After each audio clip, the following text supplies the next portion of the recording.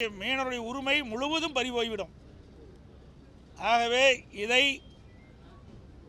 மத்திய அரசு கைவிட வேண்டும் என்று அன்றைய தினமே குரல் கொடுத்தார். அன்றைய தினம் திராவிட முன்னேற்ற கழக அரசு தமிழகத்திலே ஆண்டு கொண்டிருந்தது. மறைந்த கலைஞர் அவர்கள் தமிழகத்துடைய முதலமைச்சராக இருந்த காலகட்டம்.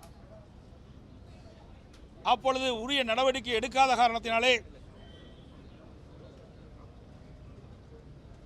கச்சத்தீவு இலங்கைக்கு இந்திய அரசு தாரை வார்க்கப்பட்டு விட்டது. அன்றிலிருந்து இன்று வரை நம்முடைய மீனவர்கள் சோதனைக்கு உள்ளாகியிருக்கின்றார்கள்.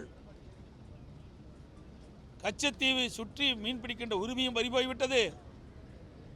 கச்சத்தீவிலே நம்முடைய மீனவர்கள்